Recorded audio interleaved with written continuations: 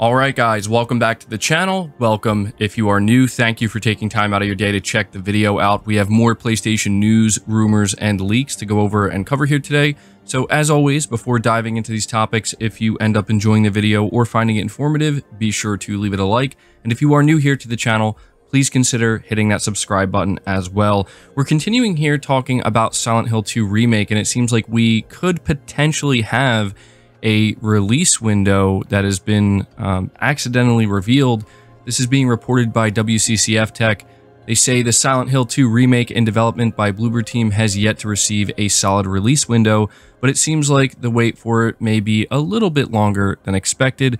Luke Roberts, who voices main character James Sunderland, replied to a fan message sent on Instagram asking about the remake's release date, saying that the game will release early next year, as reported on the Reset Era forums. While this release window has yet to be confirmed officially, it sounds likely as very little has been seen or shown of the game. And for the title as anticipated as this, one would expect a much bigger marketing push leading to its release. So yeah, this is what we have right now. Again, we've been kind of hearing some different rumors regarding Silent Hill 2 Remake. It's hard to say why exactly they're kind of waiting to show the game. Maybe it just simply needs more time. But early 2024 would be an interesting time for Silent Hill 2 Remake to release, because we know that Final Fantasy VII Rebirth is also targeting early 2024. So maybe if this is true, we could potentially be seeing both of these games kind of releasing back to back, which would be certainly pretty good for PlayStation 5 owners. But there you go. That's the latest I have for you regarding Silent Hill 2 Remake.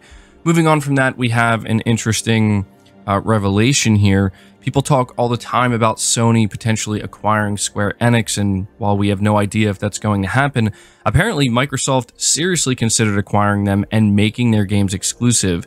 A court blooper on the ongoing FTC versus Microsoft and Activision legal battle has revealed that Microsoft considered acquiring Square Enix in 2019 with the view of it making its future games exclusive to its own ecosystem. Documents that were supposed to be redacted have now ended up confirming multiple industry rumors that were previously officially denied by game companies. In a highly confidential presentation in 2019, Microsoft mulled over a strategy for acquiring Square Enix. Its idea was to continue supporting existing Square Enix games and shipping already announced titles on multiple platforms. However, future releases were to be exclusively launched day and date on Xbox Game Pass. Microsoft then goes on to admit that its plan would be a negative impact on game sales and revenue due to Game Pass cannibalizing sales. So yeah, this is kind of surprising. I mean, maybe it's not. It's hard to say. I think it is surprising to hear that Microsoft was seriously looking to go after Square Enix, and not only that, but making future titles exclusive, basically doing what they did to Bethesda, but to Square Enix. It's hard to say if Square would have allowed that to happen. It's difficult to determine, but you know, this is what we're learning about, and so yeah, pretty interesting stuff here. Moving on to the next topic, though, Xbox Game Pass deals often block PlayStation Plus releases. This is what Sony is revealing. Sony has revealed that contrary to Microsoft's claims, it is in fact Xbox Game Pass that often mandates exclusivity, blocking out PlayStation Plus releases. In August of 2022, Microsoft claimed that Sony pays for what it calls blocking rights to keep games off of Game Pass. According to documents submitted by Sony in the Microsoft and Activision versus FTC court battle, it is Microsoft that requires subscription exclusivity. The document in question, which has now been pulled but seen by multiple outlets, reveals that Microsoft and Sony make competing bids for games to go on their respective subscription services. Sony claims that it does not typically require subscription exclusivity, but Microsoft is more aggressive on that front. Two of the games that Sony lost the bids to were Valheim and Immortality. Quote, Microsoft often requires that titles included in Game Pass, particularly titles offered on Game Pass the same day that they are released, are not to be made available on other subscription services, end quote. So there you go. It's more information, more dirt coming out that just reveals that neither Sony nor Microsoft are innocent here. But yeah, you know, we saw the claims that Sony was the big bad guy that was, you know, apparently the only one doing these type of deals to block certain games releasing on other subscription services, but that's simply not the case. I'm not sure why anybody believed that these types of deals were not also being done or not being made by Microsoft. To me, it was always obvious. I think it was obvious to a lot of people. But, you know, I guess this is kind of what it takes for people to kind of realize that it turns out both Sony and Microsoft are just corporations that at the end of the day, they're looking to strike whatever deals they can to further growth of their platform. But moving on from that, we have a real doozy here.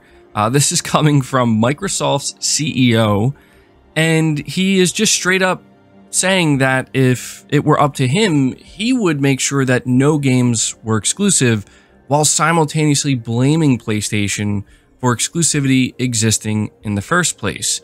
The Federal Trade Commission hearing with Microsoft and Activision has dealt heavily with exclusive games, but according to Microsoft CEO Satya Nadella, there shouldn't even be console exclusive games to begin with. So this is exactly what Satya Nadella said.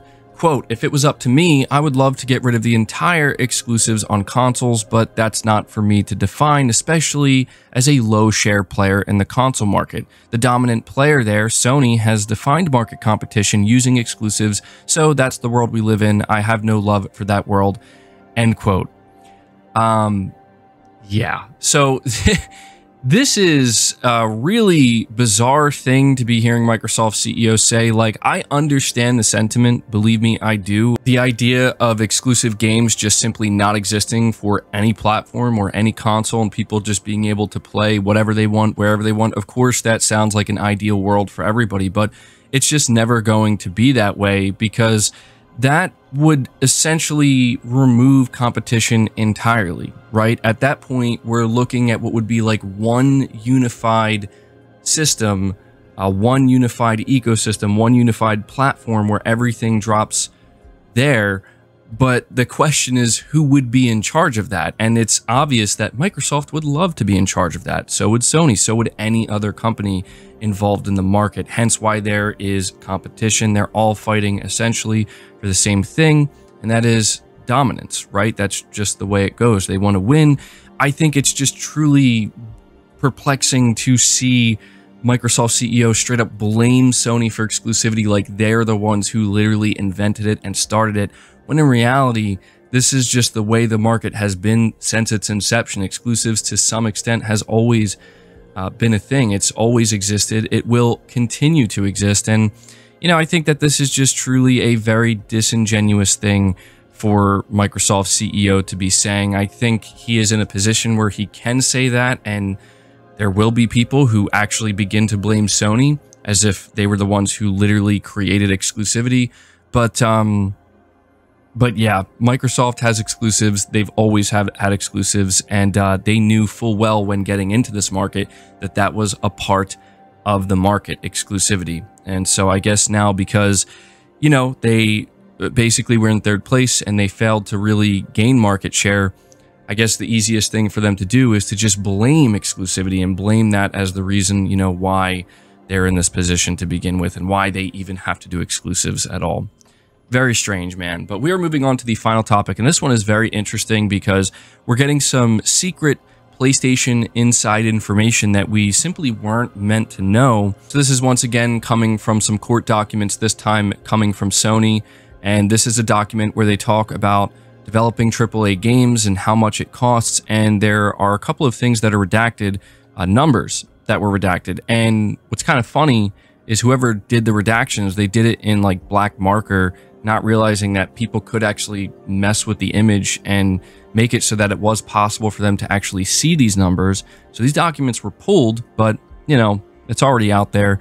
And what it revealed is The Last of Us Part 2 cost $220 million to make, and Horizon Forbidden West cost $212 million to make. And that's not counting the marketing budgets. That's important to understand. People are wondering, like, how is it, you know, how is it that it costs this much? Well, when you consider the timetable, right? These games took about 5 to 6 years to develop. And then you consider how large the development teams are, where you're talking, you know, a couple hundred of developers.